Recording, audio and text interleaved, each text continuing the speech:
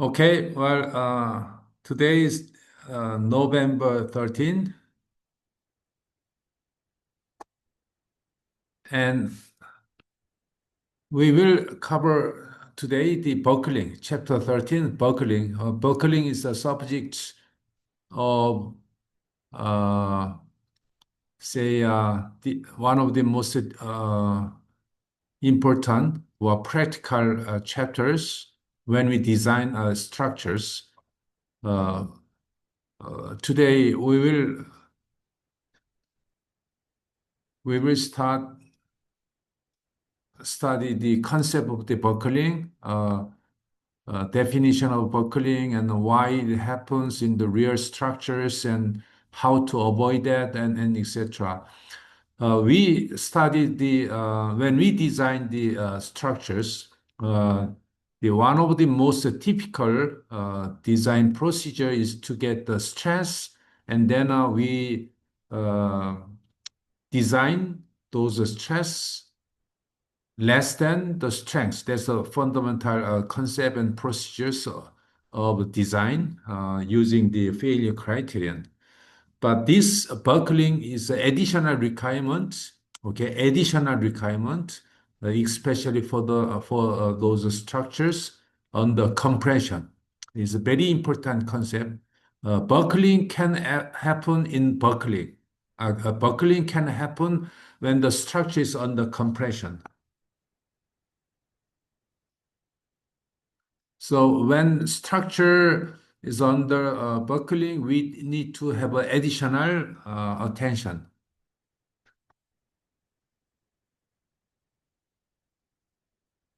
That's why he said stability, stability of equilibrium. Okay.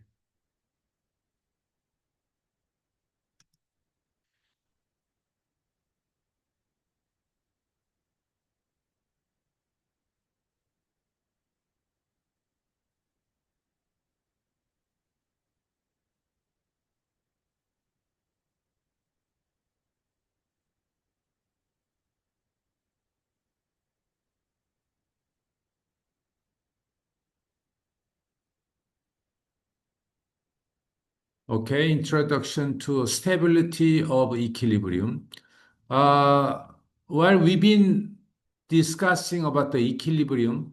Statically, forces can be equilibrium, but there is an additional point of stability.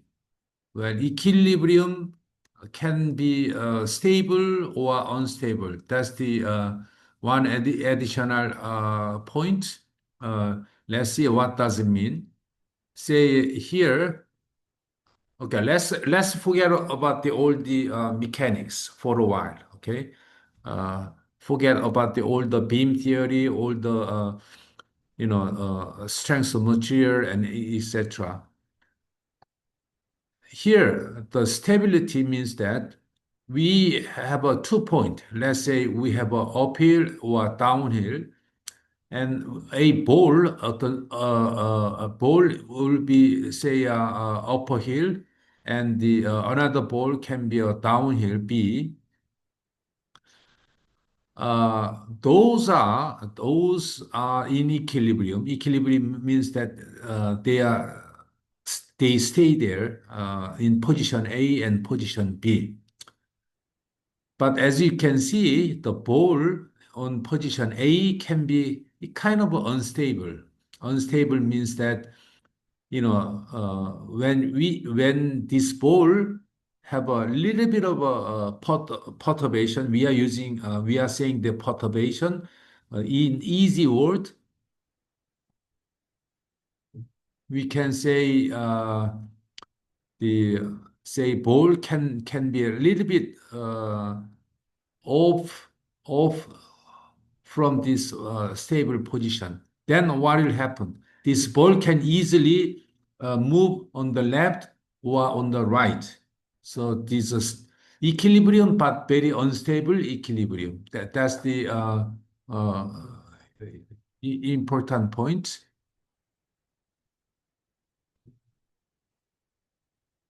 Whereas this ball, if a ball is in the stable position. This is statically doesn't move, is the equilibrium. But the and additionally,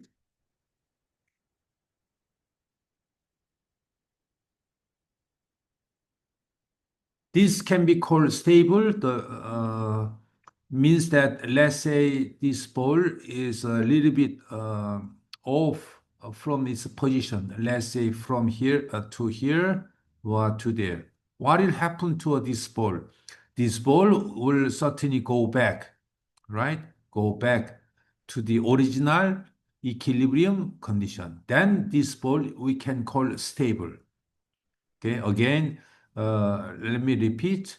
This ball was sitting there in equilibrium, and there is a little bit of a deviation. I would like to say deviation. Then what will happen? This ball like to tend to go back to the original stable conditions.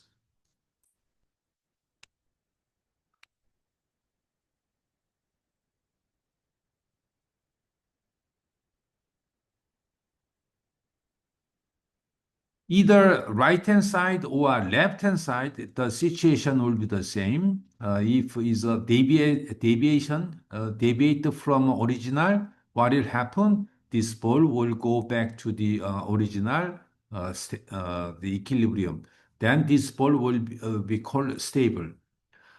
Now, this position A, let's say this ball, if see it there, this is a still equilibrium, right? This is a still equilibrium. But as you can see, if we have this ball have a deviate just a little bit, either right hand side or left hand side, what will happen? This ball would not go back to equilibrium conditions. This will go like to this way or that way. So it's gonna be far away from the its original equilibrium condition. Then this ball is called unstable equilibrium, unstable condition, unstable. Okay, both are equilibrium. Okay, so unstable equilibrium, and this is called stable equilibrium. I hope that you understand. This is very much just a basic concept of stability. Uh, in word, we have a statement here. A small perturbation or deviation applied to object A, it will easily deviate from its original position and the ball will be far away from equilibrium. So this state is called unstable equilibrium. Uh, and if a force is applied or force or any reason this ball is a little bit above far from deviate from original, then is tend to original position, then this is called stable. Okay, this is a definition of stable or unstable conditions. It's important to understand the buckling. So now let's go back to the buckling.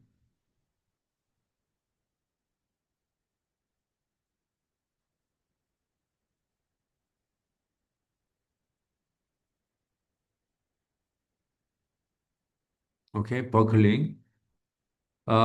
Generally, I will just read here. Generally, when an object is in unstable state, if external load are applied, just a little applied, then the deformation will not follow the intended direction. Instead, drastic deformation will occur in other direction. Uh, uh, okay, well, the concept explanation is not that easy to understand, but I would like to explain using these figures.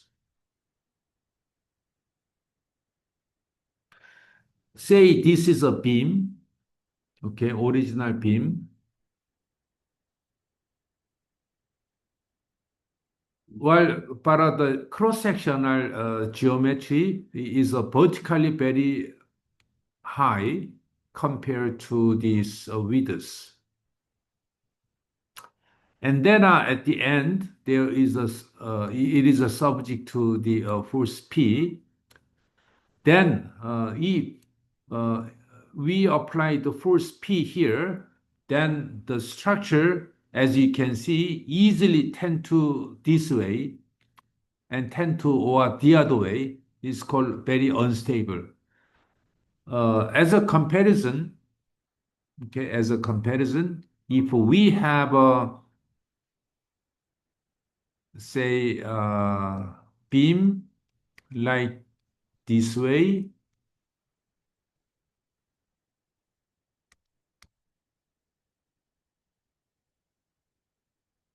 the vertical force P is applied to this beam. Well, exactly same position, but the the difference is the shape, cross-sectional the shape. This one is a relatively the width is longer than height, but this is the height is much the longer than width. So again, we can feel it. We cannot. We don't want to prove it mathematically, but we can see it will happen. The point here is that the compressive zone, when the beam bend, we know that this will be the tension and then lower part will be the compressions. So a larger area will be subject to a compression, where the compressive stress will vary through the thickness. Whereas this P on the right-hand side, the regions of the compressive is relatively, the height-wise is very low. So again, my point is that the buckling will happen always more often in the the structure on the compressed structure. So this lower part is under compression, so easy to buckling. Well, we didn't define the buckling yet, but we just understand the stable or unstable. In terms of a stability point, this will be a very unstable.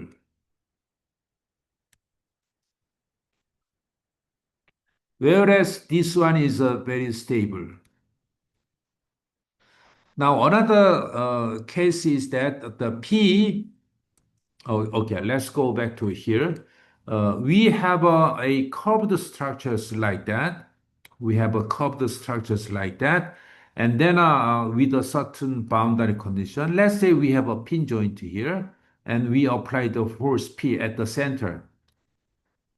And there will be a P, and then it will certainly deflect slightly, and then what will happen? If we remove that, this will go back to a original position. But if we increase the load P further, what will happen? This will go into like that. And then you can imagine that if VP increase, what will happen? You will suddenly go to the other positions. Uh, so this structure will become very unstable. The reason is that these structures, due to this load, this structure will be subject to a compression load.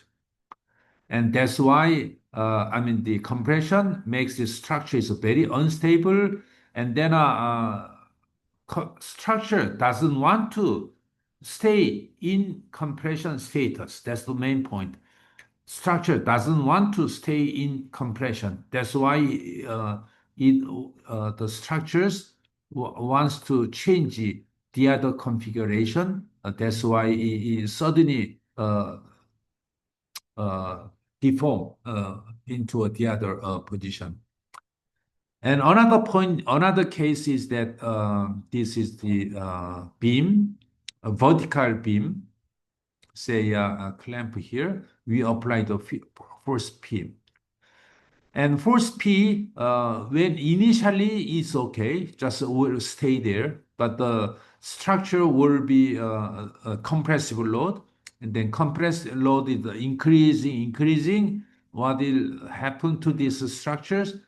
Structure again doesn't want to stay in the compression load, and it like to change the configuration, and then like the deviate from this position or that position. We don't know where it will deform, but we can feel that the structure doesn't want to stay in equilibrium. It just like to deviate. Uh, it's like the same concept as unstable.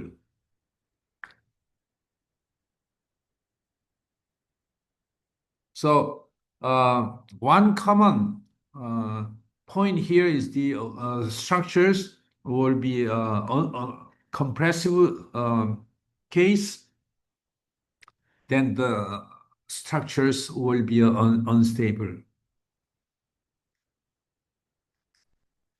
Okay, now here we have a very important definition. It's called critical load. Well, back to here, as we can easily imagine that the P can increase from zero, and then a certain point that structures become unstable and then a change configuration. So that's the point. Uh, the P, if P reach certain point, P critical, then change the configuration.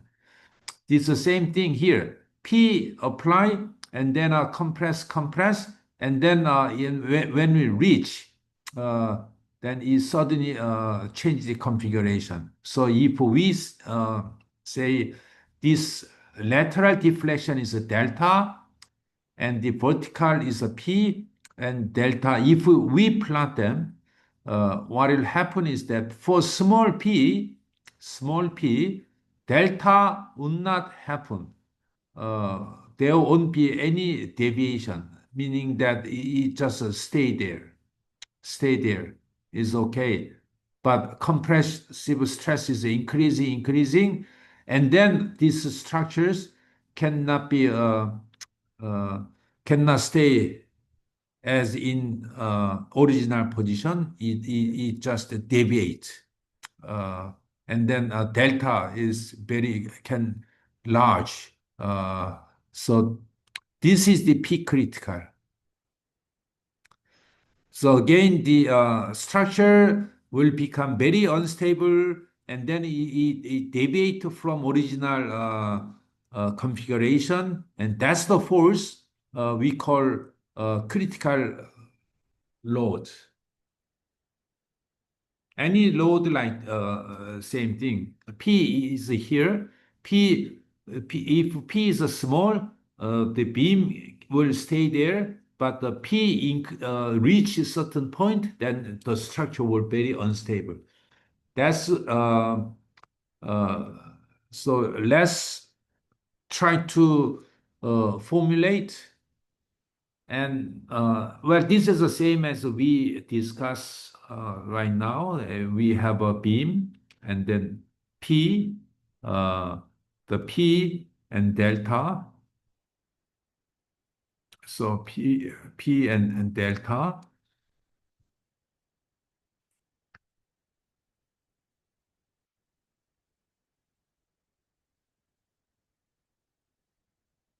Uh, is okay. The internet connection is not so much stable. but it is okay. Just say anybody say okay. Okay. Thank you.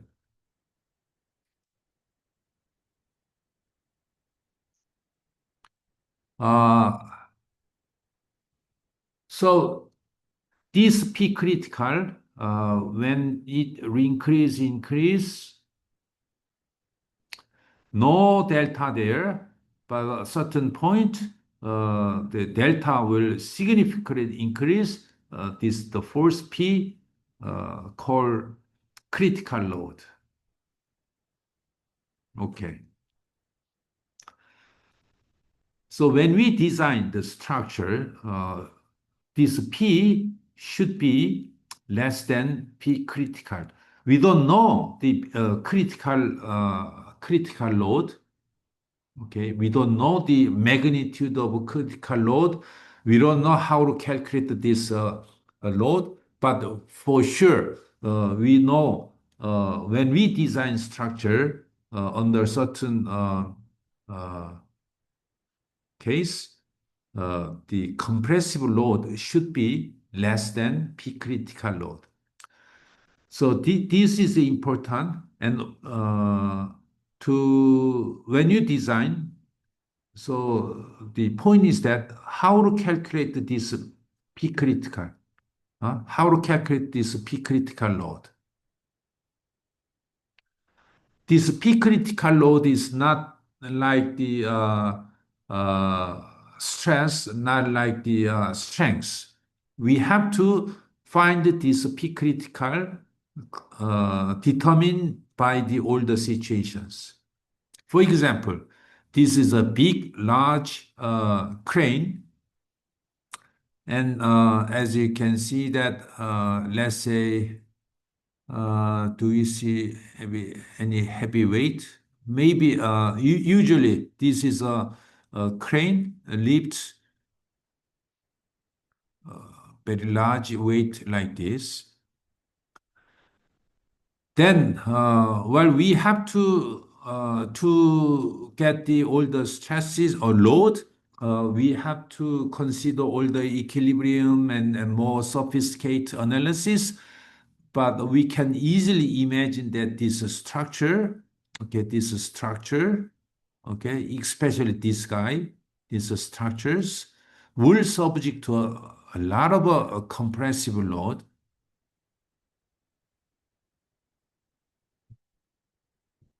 Well, right? I would say this is the reaction force, and this is another reaction force, and say this is the I would say R1 plus R2, then this should be R1 plus R2. So, okay, sorry.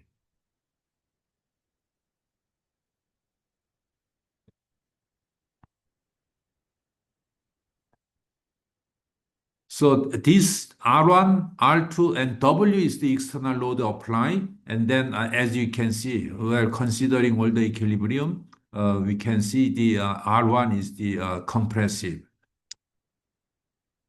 Well, you can, let's try to solve X and Y. And if we have okay, we can just that's okay. We have this kind of situations. Then W is the minus W, and the R2, because we assume this way, so minus R2, and then plus R1 equal 0. And moment equilibrium, we have a certain A and the certain B. So A times R2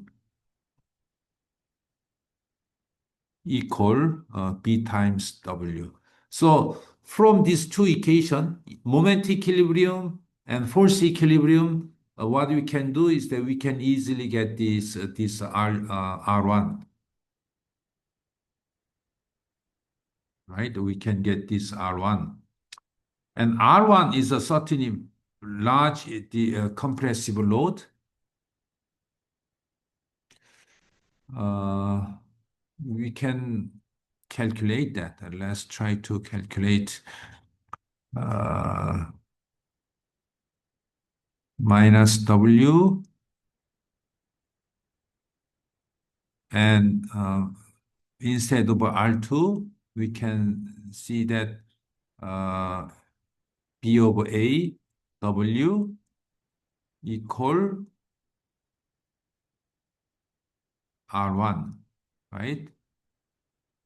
So as you can see that R1 can be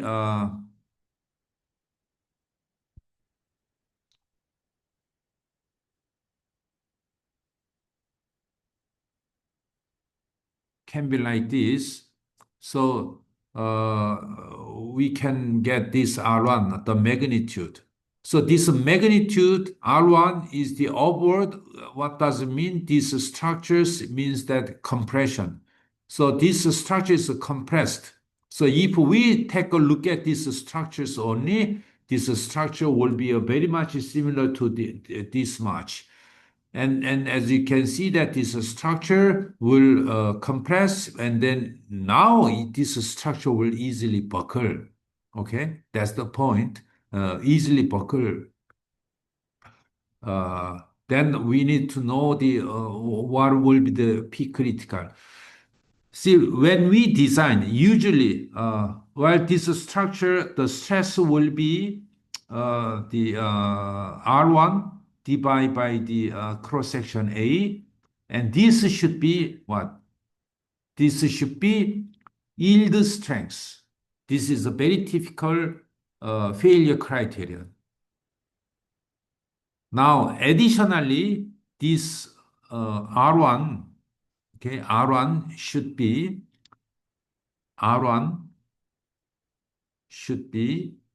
R critical load. That's the point. So we have to, from this equation, we can say R1 less than A times sigma Y. And also, we have to meet this equation. R1 also should be less than R critical load. Otherwise, this structure, what will happen to this structure? This structure will buckle. Once it will buckle, you will see a lot of, the failure will be followed. That's a real catastrophic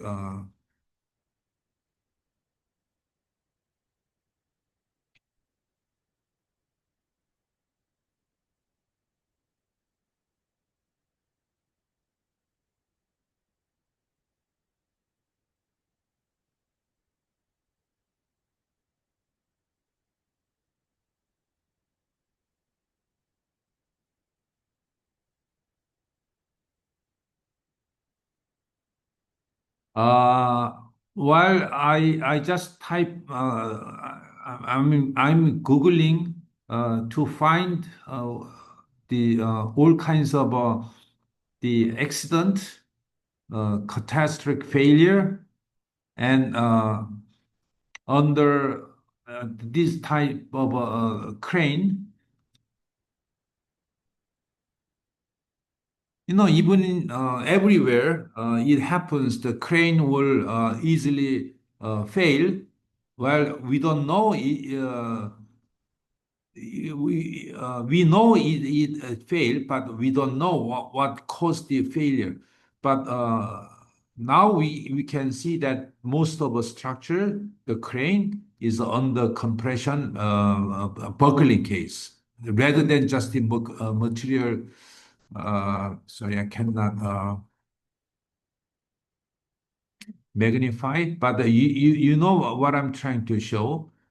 From time to time, unfortunately, there will be a big accident, and sometimes a lot of people get injured, and you know, yeah, something like that. So again, when we design the structures, not only the material failure, but also the structure should not should meet the the critical load criterion is a buckling problems.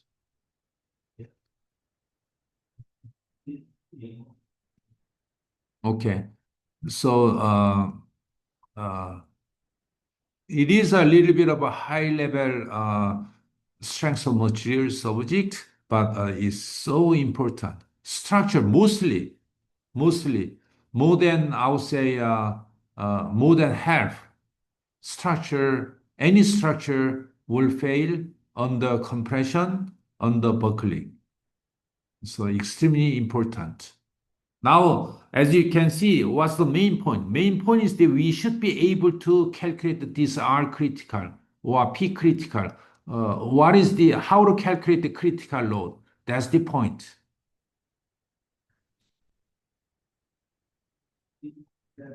right? That's the point, how we calculate that one.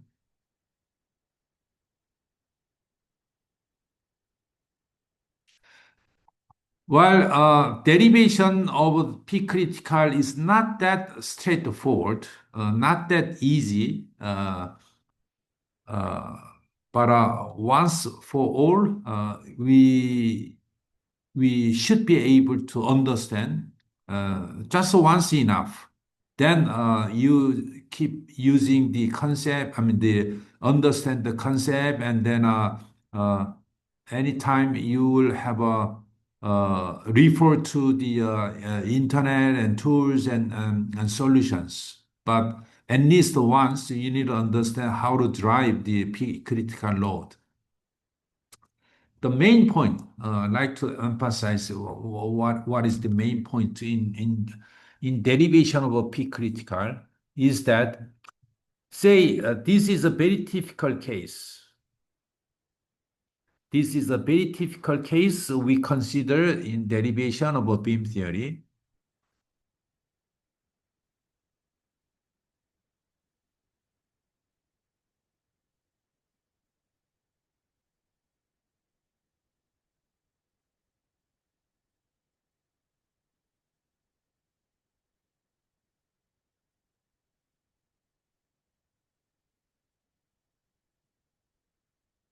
Okay, so this is a very typical equilibrium condition.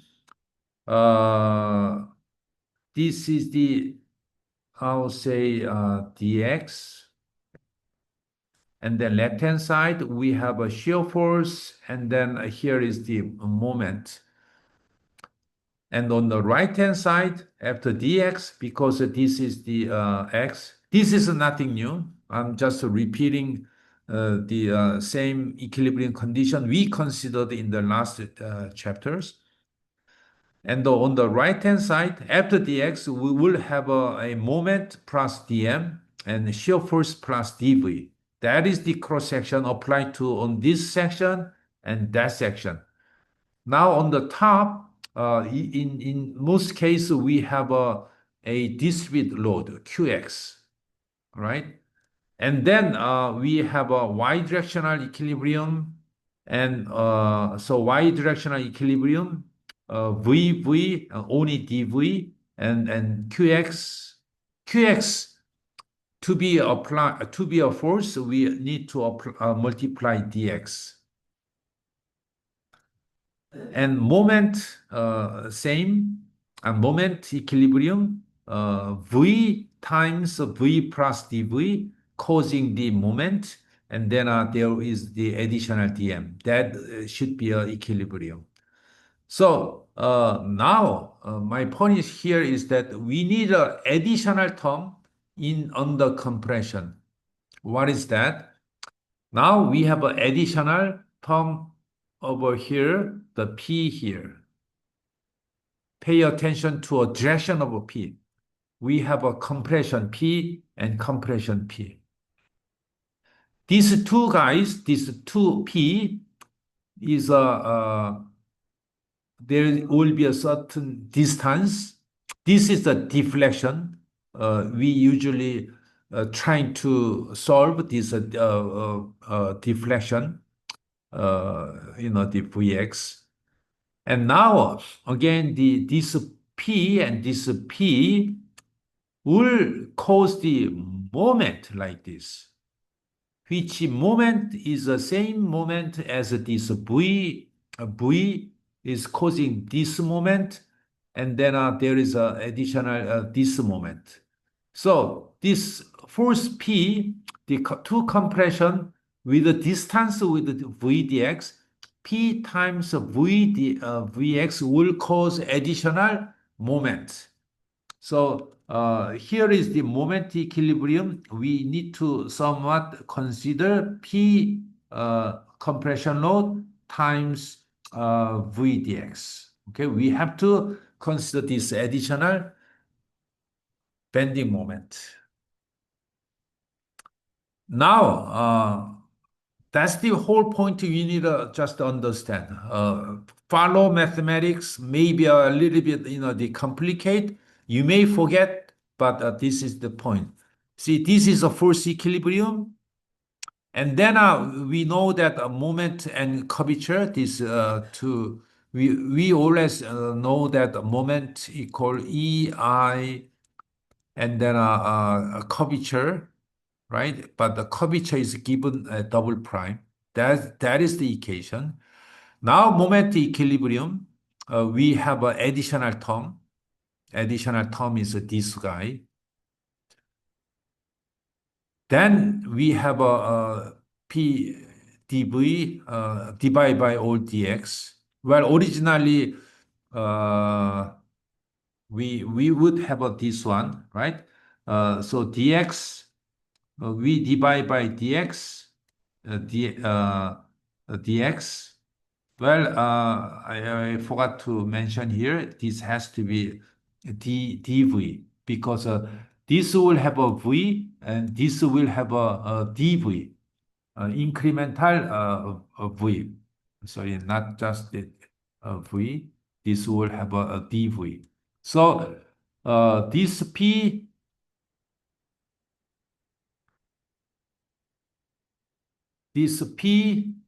times dv will cause the another moment.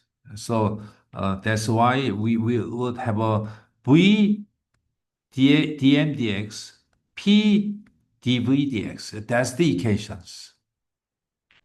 Okay, that's now as you can see, these two is additionally added to the equilibrium.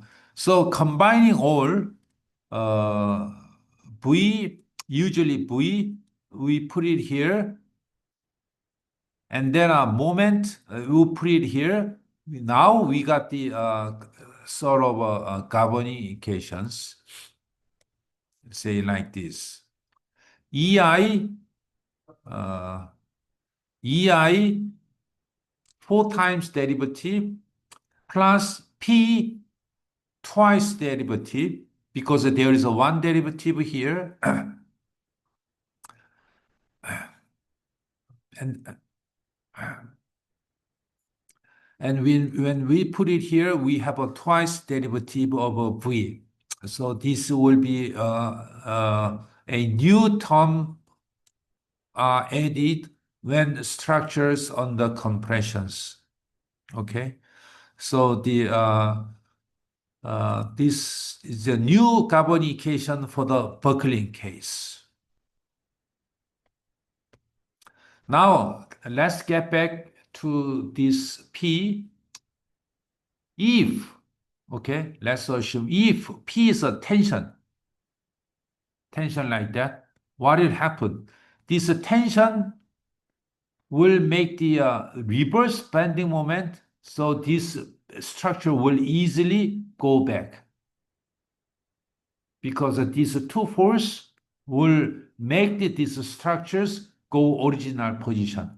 But this compressive load, this beam will move this way. That's a big difference. So this is the concept we need to understand. If P is a positive, I mean the tension, then this structure will go back to the original position. But under compression, this structure will be further rotated and then causing lots of deformations. So that's the physics. That's the main reason why there is a buckling behavior. So anyhow, this is the buckling equations. And now this differential equation, first order differential equation is not that easy. It's more complicated than before because we have a 4 times derivative, we have a 2y derivative. And to solve this type of differential equations, we have a homogeneous solution and the particular solution, and uh, this is the a way of solving the differential equations. And homogeneous solution and this, and then particular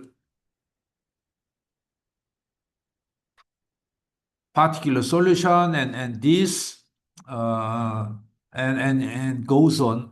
Uh, we don't have to go through, but the point here is that and typical way of solving this one is that let's on the right hand side put the zero and get the homogeneous solution. Now we have since it's homogeneous, then we have a 4 times and twice. This will be homogeneous solution. This will be let's get back to the conclusion. We have this is the solution. And particular solution, we have a linear constant and then one linear terms. Then a particular solution will be a linear term. So homogeneous and particular, we add them, and then we have a C1, C2, C3, and C4.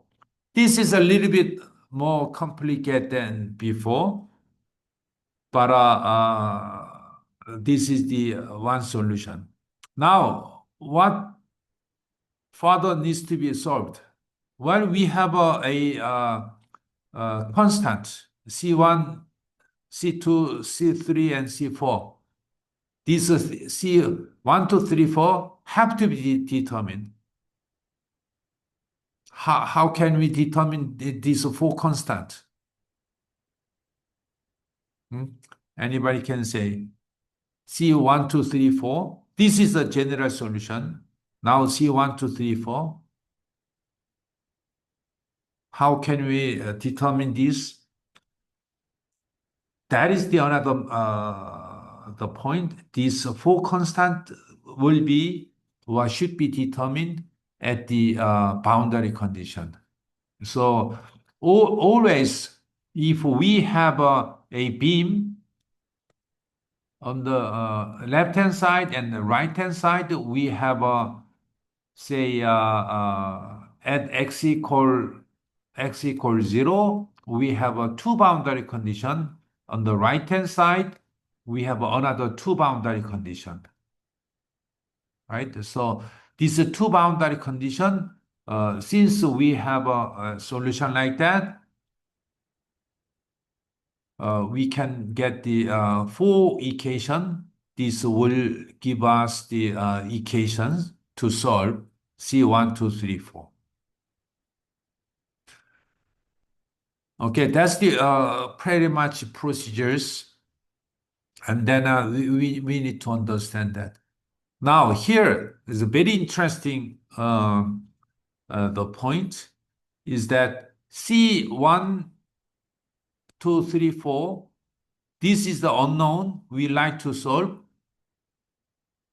But as you can see that there is all zero on the right-hand side. So if we arrange them into a the matrix equation, this form is like that. Linear algebra, there is an equation A matrix times X equal B. If B equals 0, if this is B equals 0, and X, what is X? Well, in this case, C1, 2, 3, 4. simply x equal can be zero. That's one solution, right? If b equals zero, x equals zero. That's certainly one solution. Physically, if this is all zero, what does it mean? Means that no deflection. No deflection. No deflection means that in our case here, just stay there. So this delta, or we can say this is a Vx. Vx, there's a no, the movement, no V. That is the case of the all C equal zero, right? That is a certainly one solutions. Now, another case is that what we know is that there is a certain non-zero solution. Non-zero solution means that we have a certain deviation, certain non-zero solution. So to have a non-zero solution, mathematically, we know that what is the condition of A to have a non-zero solution? Well, this is the A matrix should be zero. I mean, the determinant should be zero, right? We know from the linear algebra. So again, to have a non-zero solution, that is the physically we have a deflection on the transverse. That is the buckling. That will give us the buckling. So this determination of this will be if this is a zero, then uh, that corresponds to buckling. So if this one determinant is a zero, we can get the C trivial solution. Trivial solution means C1, 2, 3, 4. C1, 2, 3, 4, all are zero. That is the no buckling. Trivial solution, it is a mathematical expression, but physically, there is a no V or no deflection. But if this delta A is a zero, then trivial, and P can be calculated. This is the P critical.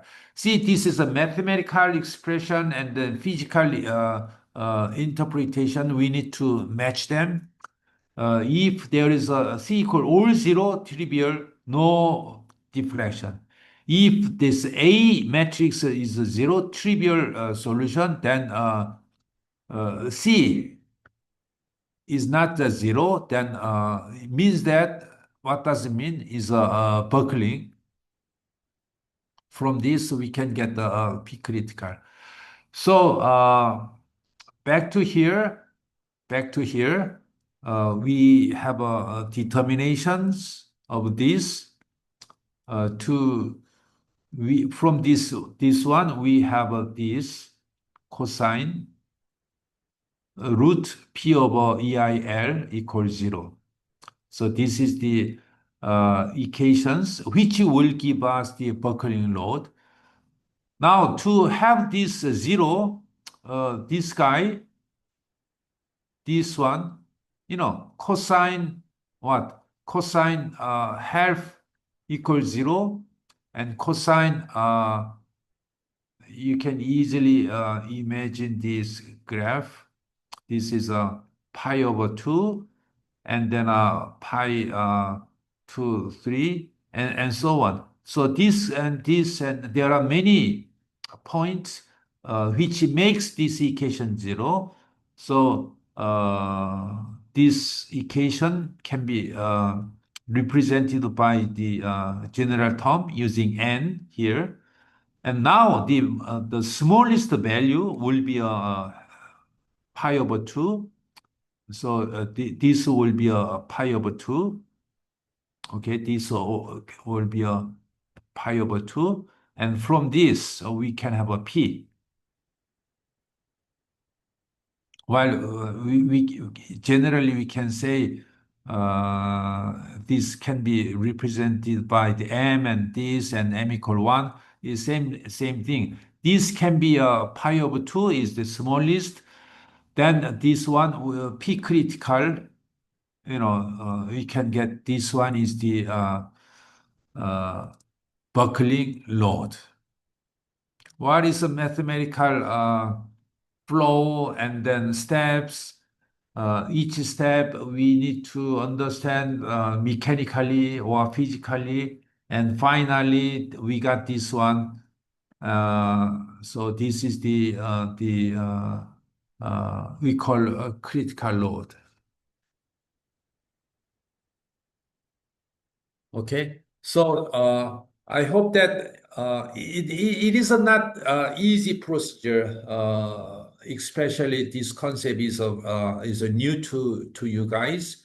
But most important point is that we understand what the concept of unstable and in structure, what's the concept of stability and unstable, what's the definition of a critical load, and also how to calculate this P critical load. There is a governing equation. There is an additional term P when P is a negative.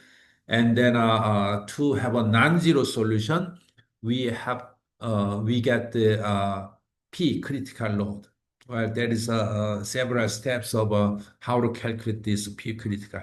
So mathematically understandable and more importantly, physically understandable. So I hope that once for all, you understand these whole procedures, please. There can be much more complicated than this case, but forget about that. We consider several more general case of this one. This is a solvable, of course, but requires a lot of mathematic modeling and then derivations. But conceptually, it's pretty much same as the most simple beam vertical case. So that's why it is a very famous case is called Euler beam theory. Euler beam. So I'm sorry. Uh, so this is the Euler beam.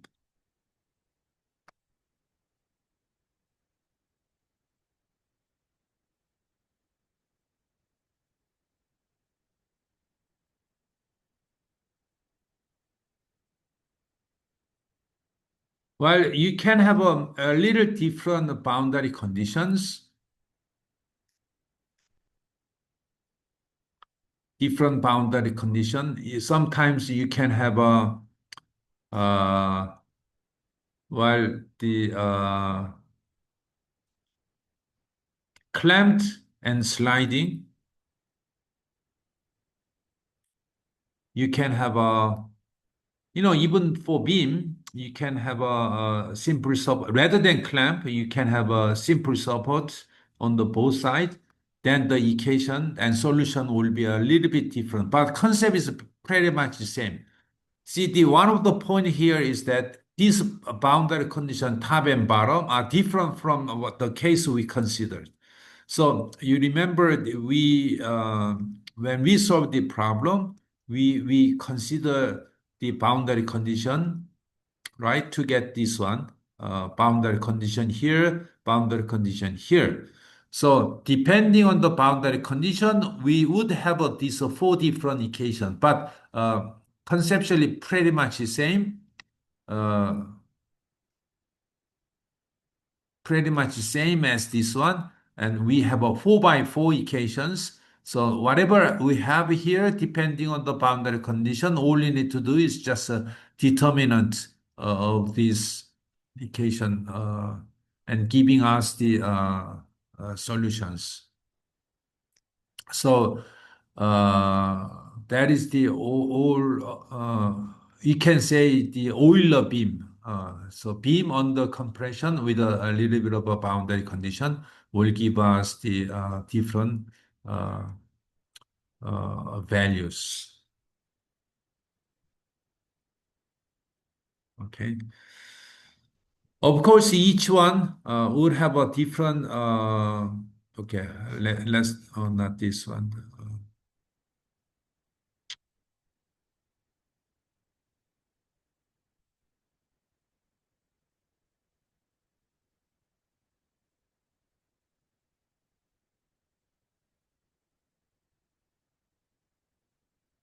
Okay,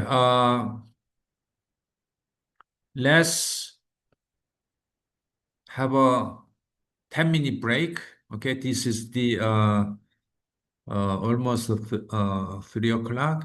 Let's have a 10-minute break.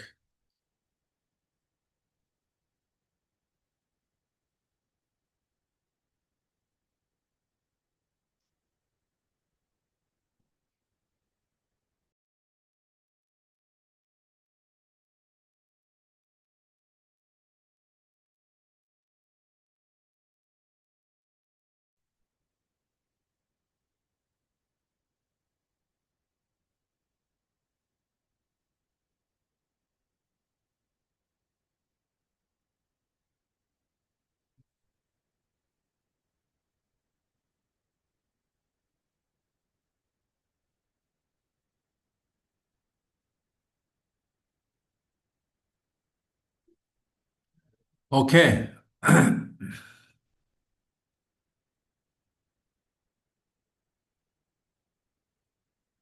Okay, let's continue. I will try to complete the class by the 350. Okay. So this is the derivation procedures of a P critical load. I know it's mathematically is a little bit complicated, but just the understanding concept is the key point. Here, this diagram is the one I mostly emphasize. And at the very beginning, I mentioned about how to design these structures under compression. Well, we know that this stress will be a P times divided by A, right? And then this has to be yield strength. So when we design means we decide A or P. P should be less than A times sigma Y. That is the one we need to design. A or this P should be less than this much magnitude. Now we know this P critical should be less than this P critical load. P additionally less than P critical load. Otherwise, what will happen? The structure will buckle. Once it buckle, the whole structure will collapse. We don't want that. So we have two additional requirements. One is the strength of failure criterion, and the other one is the a buckling load, buckling case. So let's try to plot them, the P and versus L here. L. Now we have an additional L, the length L here.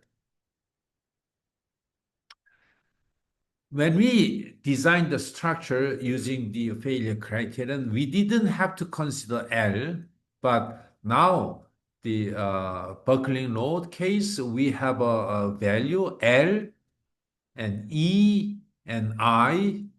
What is EI? EI, we know that moment times EI and then a curvature or V double prime.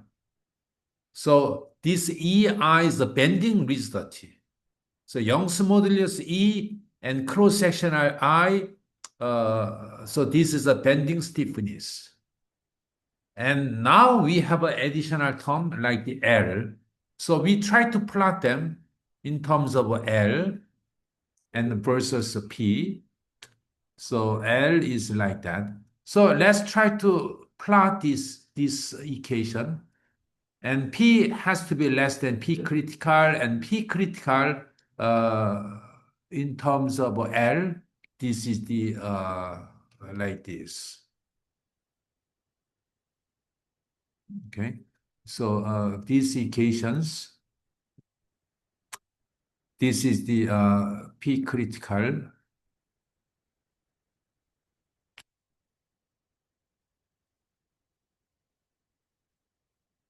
L scale.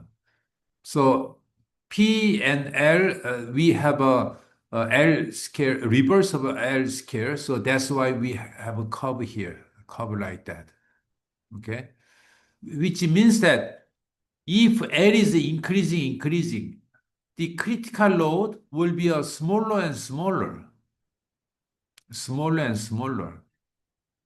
So if the L large, we need to be very careful. P critical load will be very small, and then P allowable should be less than P critical. So this is the P critical load, and P should be uh, very low. That's the main point. Now we have a additional, well, this is the original criterion. P less than 8 times the sigma y. So there's no L here. So this one, we plot them just like this. Py, P yield, I will say this P yield. P yield is the 8 times sigma yield. Okay. So there's a little bit mistake. This is here, this one.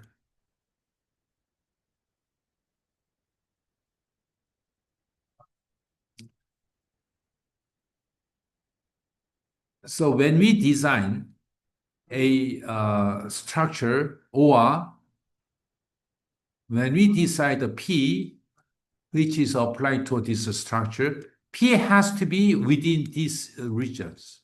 So if P is less than some point here, we have to consider this material failure. This is a material failure. This should be less than material failure. So graphically, I would say this is the one in case the length is very short. Hmm? Length is short. You can easily imagine that this structure will not buckle, right? Will not buckle. So this short, relatively short structure, what do you need to be careful? This material will fail. So P fail under the yield strength. Now, if this structure is large, the big, slender like this, then, oh, this material fail would not happen, but the more likely controlled by the critical load. So now we have a length is certainly greater than a certain point we call L star, then we have to be careful about the buckling.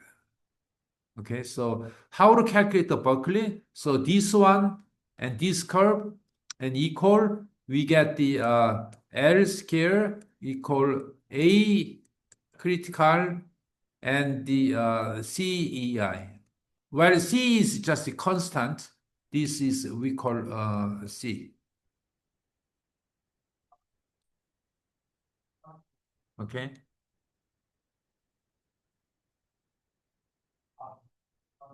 So design when you design the compressive structure, this is an important step. I would say you may forget all the derivation, equation, and things like that. Just once for all, you understand once. That's enough. Just keep that in mind. There is in Gaboni equation, there will be a compressive which will contribute to a buckling. So we have to have a P V double prime is in the equilibrium equation. That's all you need to remember. And then a 2-2 boundary condition will give us a non-trivial solution. And from that, we get the critical load, and critical load will be given like this. And then depending on the boundary condition, this C will change. That's the all you need to remember, only to understand. Doesn't need to remember, need to understand. Now, in practical, from this result, when you design the structure, when you design certain level of a crane or certain level of any part of a structure, you need to be careful about this. Keep that in mind, this diagram. The length L is a large. There can be a certain buckling, especially when the structure is under compressive load.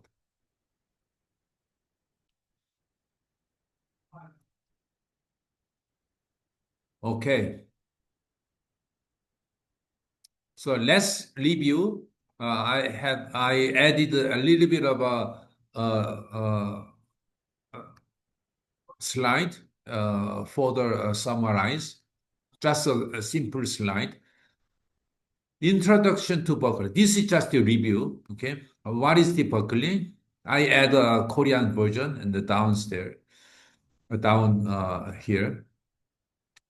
The buckling is the stability failure where straight beam or column under compression suddenly deflects laterally, even if the applied stress are far below the material's yield strength. See, this is the exactly what's happening. This is the material failure. This is L. And here, see, the applied stress is far below. The far below means that this is the 8 times sigma yield. Far below means that, the less far below, below than material yield strength, deflect, suddenly laterally deflect. So below this, we would have a buckling like this. So if L is the large, very slender beam, the material failure is not important, but rather controlled by this buckling. So we need to be careful. So this is the design region. So this is nothing but the expression in word, but you need to be able to explain by word, not just the conceptual understanding. This is very good expression of when you explain what is buckling, you should be able to explain by word. Buckling is a stability failure where straight beam or column under compression is suddenly deflect laterally. That's the point, laterally, even if the applied stress is far below. Here we have a word called column. Column means that this is the beam. Well, say this one is I just draw in vertical direction. This is a beam under bending. But when we have a compression load, so beam is supposed to take up the compression. This is called a column. Okay. Compression with this beam structure, especially called column. So beam and column geometrically same, but where this beam is used is different. We call column. So all the structures, uh, say,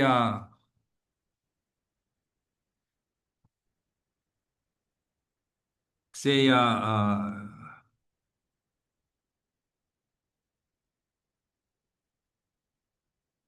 column is called well compressions.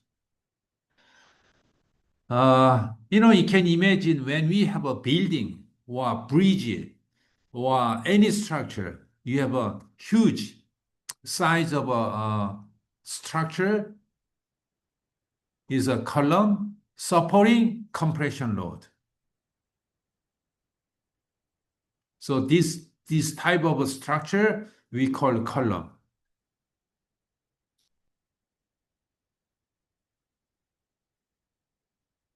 Okay. And it's well known that concrete is the very strong in the compression status. That's why all this structure, mostly the construction, and made of concrete.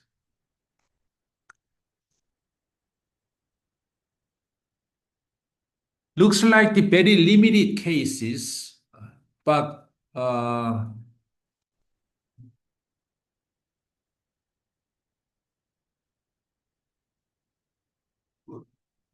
don't wanna. Okay, let's try to imagine wing under compression.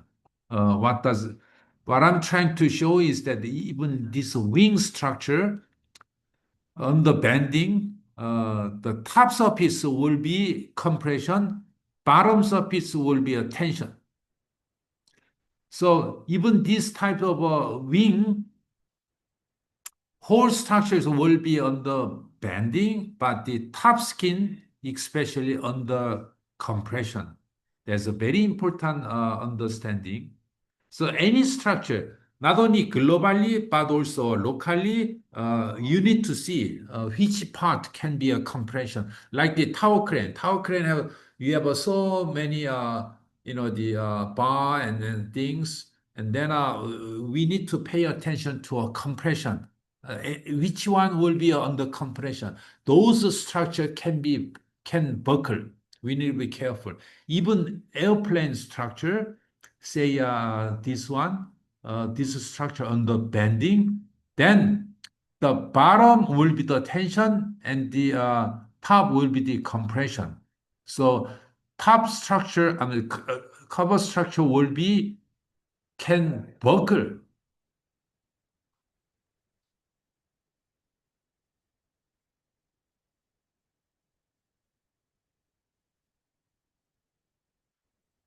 See, all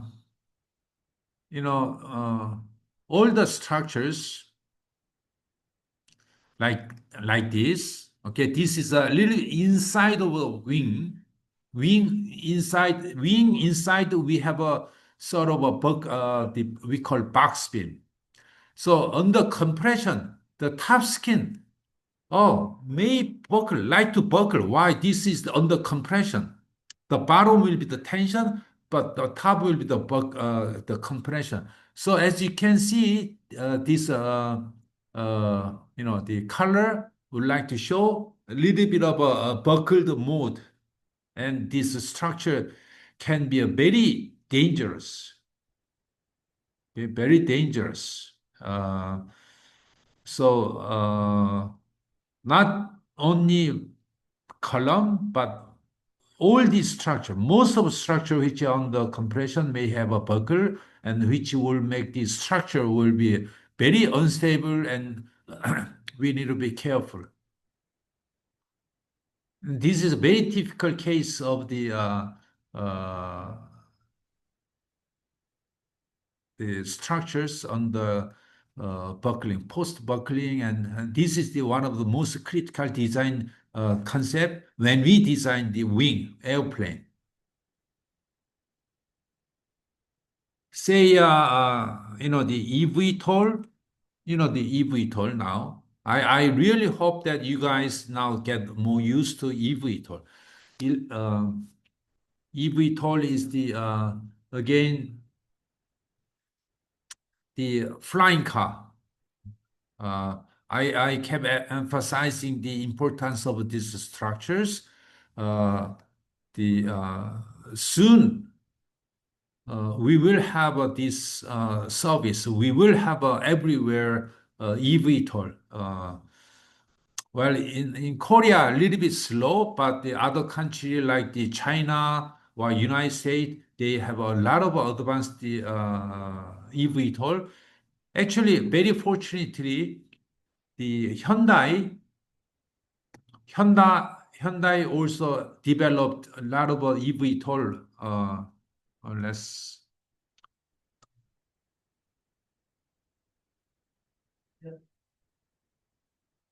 This is a Hyundai motor. They also have uh, developed. Why Hyundai, this automotive company, like to develop or commercialize the flying car? The reason is that the wider sense, the Hyundai is the providing service of mobility. So mobility can be from a ground level, a vehicle or flying car is same category of mobility. So that's a global trend. I'm very glad that Hyundai starts to develop this eVTOL, and they have also technology. So anyhow, when you design, I hope that you guys have a chance to get into a Hyundai and work on the design of an eVTOL and etc. And then you should uh, be like the designer of this eVTOL. Then, if you have a chance, most of the structure design is the wing or certain beam and all the load. This structure will carry the load mostly by the bending, right? Bending, now we know that bending is the combination of a tension and compression. Bottom, tension, upper, compression. So compressive structure, either skin or either beam, will be, or can be a buckle. Okay, that is the concept.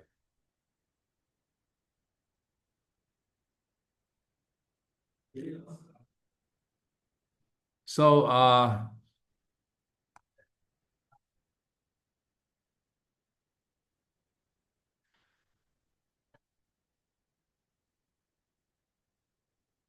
well, okay. So eVTOL, or more specifically, I would say the boom. You guys already study of the design of a boom, circular boom.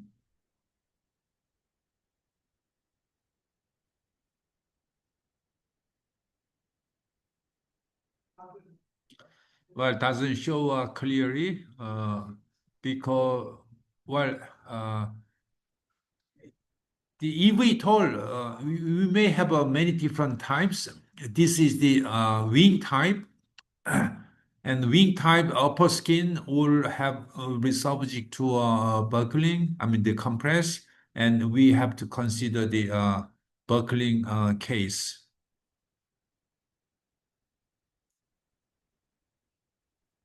Okay, well,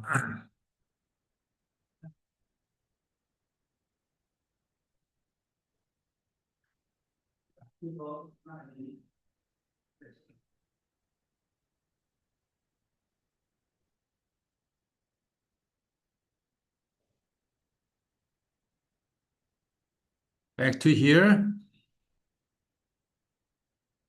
So in Korean, 자굴은 압축 하중을 받는 보 빔, 기둥, 컬럼, 이 재료 강도 도달하기 훨씬 전에 순간적으로 옆으로 휘어지는 기하학적인 형태 안정성, geometrical stability problem, 오케이? 기하학적인 형태 안정성의 붕괴 현상이다. 즉 재료, material failure, material criterion이 아니라 형상의 불안정 때문에 일어나는 거다라는 것이 매우 중요한 컨셉이에요. 다음 페이지에 보면은 여기서 왜 그래서 자글이 중요한가? 뭐 계속 지금 강조를 했지만은 even if the axial force where stress-wise P over A is small, But once the deflection begins and the bending moment and grow rapidly and the structure will collapse. Uh, Thus, the buckling governs the design of a slender compression member in aircraft structure and space frame of truss and composite laminate and hydrogen tank and tube and so on and so on. So, 뭐, 이전 슬라이드랑 비슷한데, 이게 P 오브 A가 이제 스트레스인데, 스트레스가 작아도 이게 변형이 발생하면은 국부적으로 매우 큰, 응력이 발생돼서 이 좌구 현상을 고려를 해서 크레인의 붕괴, 뭐, 비행기 날개의 붕괴 등을 우리가 미리 고려해서 설계해야 된다는 거예요. 어, 아까 전에 내가 얘기했듯이요. 구조물의 많은 경우가 버클링에 의해서 파손이 됩니다. 버클링에 의해서.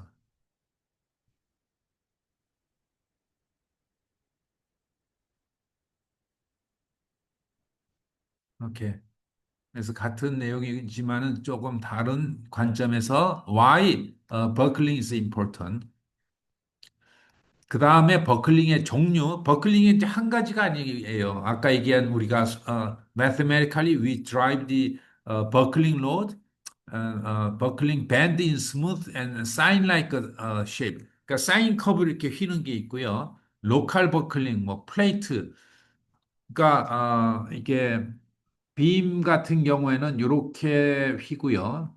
그 다음에 뭐 플레이트나 이런 것들은 어떤 평면이, 평면이 아까 이렇게 돼서 두 개의 이렇게 면으로 이루어진 것이 밴딩을 받으면은 이쪽이 컴프레션이 되겠죠. 그러니까 컴프레션 되니까 이게 요렇게 요렇게. 근데 여기만 된 게 아니라 옆으로도 요렇게 요렇게. 이러한 것들이 버클링 쉐입이에요. 레터럴 앤 토셔널 버클링. 토션도 버클링이 일어나는데 토션이 왜 버클링을 일으키냐 하면은요. 이거는 좀 복잡한 얘기인지 몰라도 이게 그러니까 토션을 이렇게 주면은요. 이게 45도 방향으로는 컴프레션을 받습니다.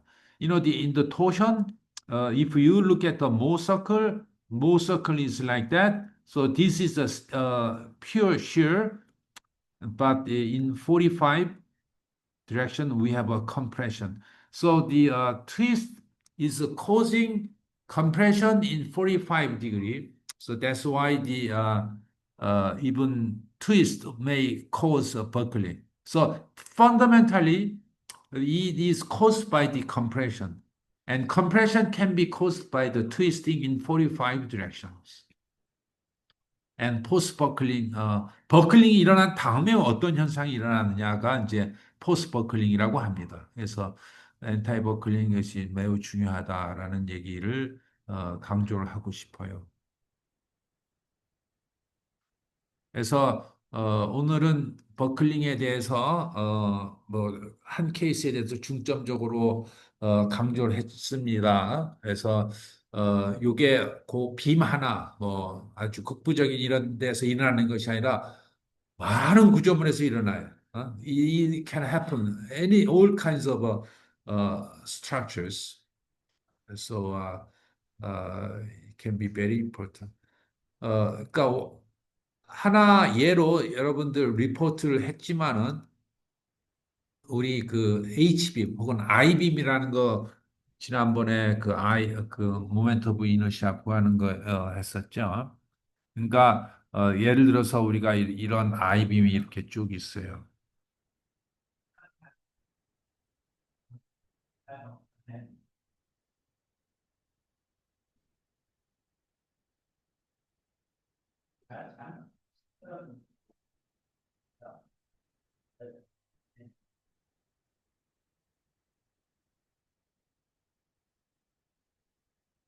이게 이제 뭐 이렇게 받을 때는 이제 I빔이라고 하는데 오케이. 반대로 그립시다. 우리가 빔이, 뭐, 그러니까 화중이 주로 이제 위로 간다고 했을 때 이렇게 하면은, 자, 이것도 봐요. 이게 우리 지난 여러분들 리포트 한 거는 이것의 I 값이 얼마냐 해서 이제 I 값이 밴딩 모멘트 오브 이너시아 해서 이거의 그 I 값, 이거의 I 값, 이거의 I 값을 구했을 겁니다. 이게 왜 중요하냐? 바로 모멘트 이퀄 이 I 이제 커비처기 때문에 그렇죠. 그래서 I 구하는 게 중요합니다. 자, 그런데 여기서 이제 피 크리티컬이 다 이렇게 가해졌어요. 이게 뭐 길이가 이제 있었겠죠. 그러면은 이 스트럭처, 밑에 스트럭처는 어떻게 돼요? 당연히 이렇게 텐션을 받겠죠. 자, 이 어퍼 스킨은 어떻게 되겠어요? 엄청 컴프레션을 받을 겁니다. 그렇죠.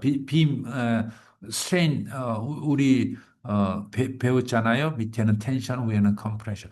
그러니까 이 구조물이 어떻게 돼요? 버클이 되는 거라. 예, 이렇게 되면서 버클이 나가지고, 컬랩스가 일어납니다. 그래서 여기에 예를 들어서 시그마 X가 뭐 시그마 일드보다 작아야 된다는 건 당연한데 이거보다 훨씬 이전에 자국이 일어나서 먼저 파손이 되니까 그걸 먼저 고민을 해줘야 된다라는 얘기입니다. This is the I like to emphasize that the buckling of I-beam. Okay. 그래서 그 자, 클래스 끝나기 전에 한번 우리 챗GPT로 한번 내가 아까 잠깐 저긴 했는데 여기서요 하나 주제로 그 얘기를 한번 해봅시다. 아, let's say I-beam maybe buckle.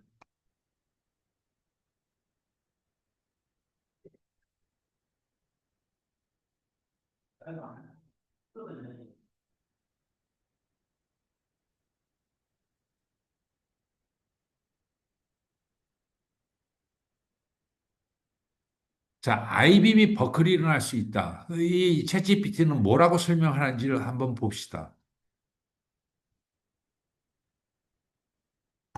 그러니까 아이빔 얘가 잘 이해를 I자를 이해하나 모르겠는데 아이빔이 maybe buckle please explain when and how 그러니까 지금 우리가 그 바라는 거는 이게 어퍼 스킨이 컴프레션을 받고 컴프레션에 의해서 이게 버클이 일어난다라는 그런 말이 뭐 반드시 나올 겁니다. 내가 이 챗GPT 나온 뭐 이런 거를 해보지는 않았지만은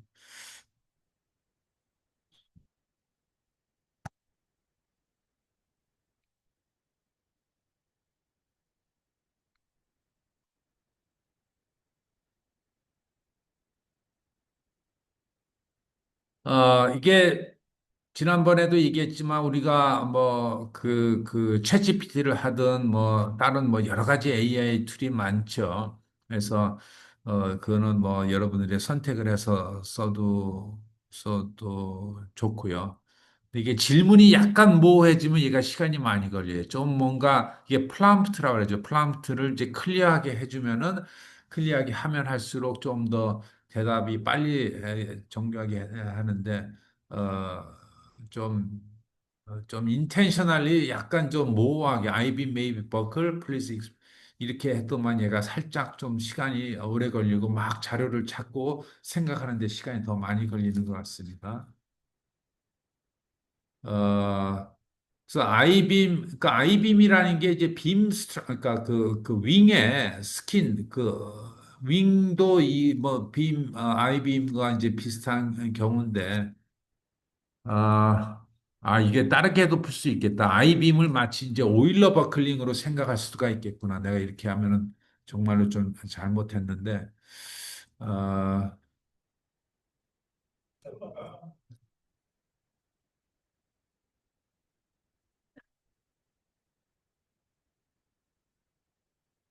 정말 오래 걸리는. 내가 지금 지금 중국에 와가지고 지금 수업을 해서 인터넷이 지금 살짝 좀 느리고 중국에서 이 그 챗GPT의 어프로치가 살짝 좀 제약이 받아서 좀 더 느린 것 같아요.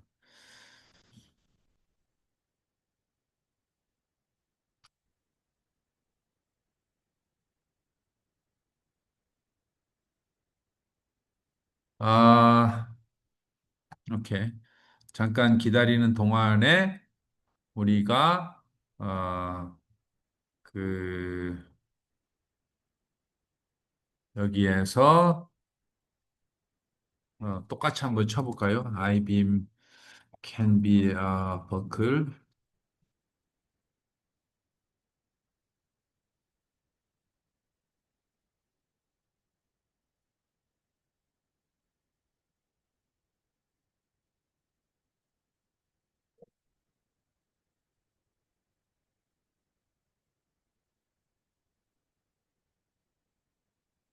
I-beam can buckle due to a compressive stress. 뭐 이거를 그러니까 이게 포인트가 이게 전체를 이렇게 눌리는 거를 이제 그렇게 이해할 수가 있는데 우리는 이렇게 밴딩에서 버클이 일어난다는 말을 지금 내가 놓쳤어요. 그걸 얘기를 안 했는데 여기 써 있다. During bending, during bending 때.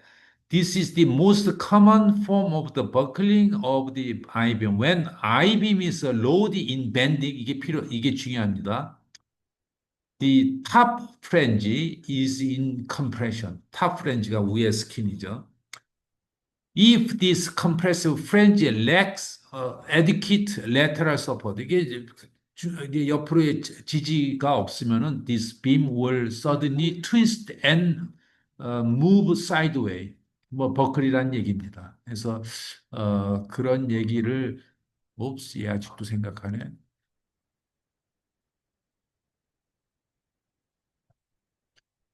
그래서 요 말이 지금 빠졌어요. 그림이 적절한 게 있는지 모르겠는데, 그러니까 이거가 뭐 여러 가지 버클링이 있는데, 뭐 이런 밴딩을 얘기를 했어. 그러니까 이게 이제 박스빔일 때도 이렇게 버클이 일어나. 이것도 매우 중요한 건데, 박스빔일 때 누르면은 각 측면이 압축 응력을 받으면은 한번 들어가면은 위에는 또 나와야 되고, 이게 왜냐하면 연속적으로 이렇게 돼야 되니까. 이렇게 됐다, 이렇게 됐다, 이렇게 될 수는 없잖아요. 구조물이라는 게. 그래서 이런 것도 이제 이해를 하는데 이제 좀 중요합니다. 아, 오케이. 이거를 끊고 이게 또 끊으면 잘안 건. 자, 여러분들이 한번 해보도록 하세요. 이게 플랑트가 어떻게 되냐면 내가 오케이. 아예 끊어버리고.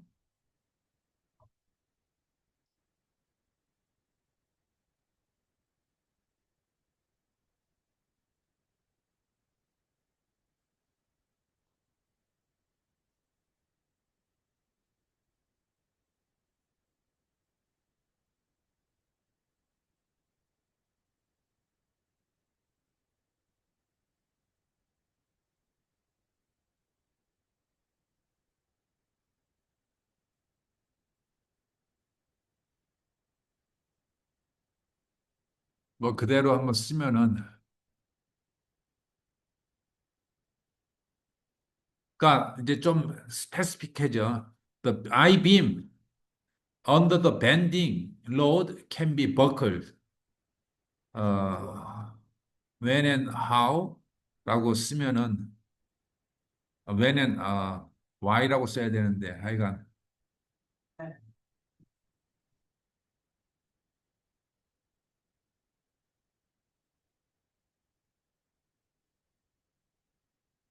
그러니까 언더 더 밴딩이 이제 중요한 얘기입니다. 그러니까 이게 답이 이제 금방 나오죠. 이게 클리어해지니까 수백만의 더 다른 케이스보다 딱 케이스야. 로컬 프렌지 이게 탑 스킨을 얘기합니다. 로컬 프렌지 I-beam absolutely can buckle under bending, but not in the same way as a column bending. 얘가 지금 아까 컬럼 밴딩을 같이 고민을 한 거예요.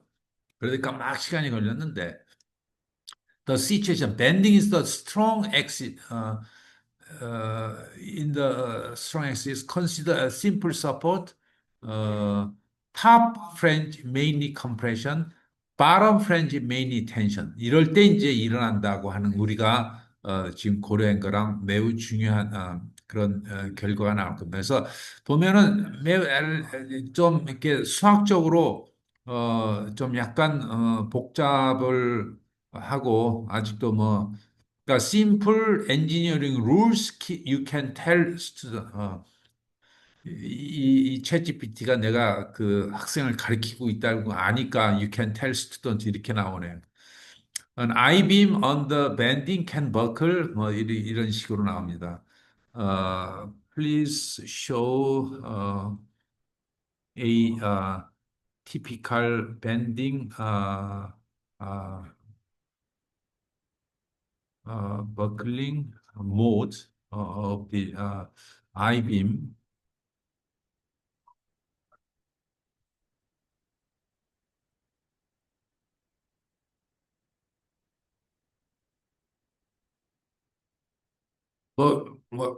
반드시 뭐 챗GPT를 통해서 우리가 뭐 이론을 배워야 될 필요는 없지만은 이거를 한두 번씩 해보는 이유가 우리가 배우고 우리가 생각하는 게 혹시나 지엽적이지 않을까? 아, 그렇지 않다. 이게 얼마나 많은 전 세계에서 챗에서 다루고 있는 타픽인가를 여러분들이랑 같이 공유하고자 합니다. 챗GPT가 스스로 하는 게 아니라 전 세계에서 모든 정보를 받아서 약간의 우리 문제에 좀 더, 적당하게 지금 보여주는 건데, 그러니까 이 버클링, 그러니까 요걸 내가 한 가지 놓쳤는데요. 버클링 크리티컬 로드, 하중은 버클링 모드, 형상과 항상 같이 갑니다. 형상을 항상, 그러니까 어떻게 모양이 이루어지고 그 모양을 위해서 하중이 정해진다라고 하는 건데, 여기서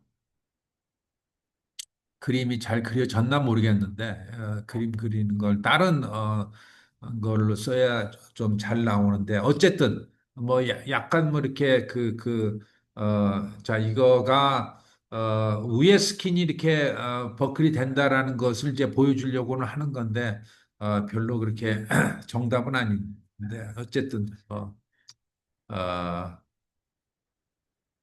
뭐 이거는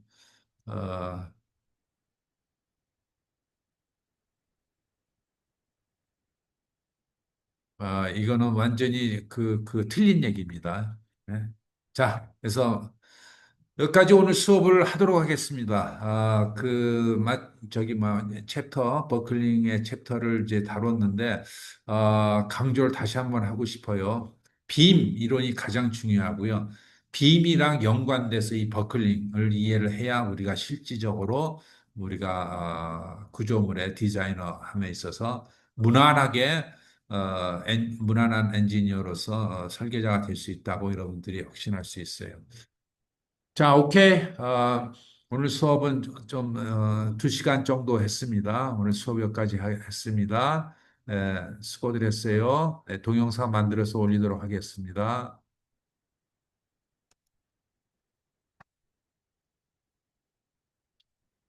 바이.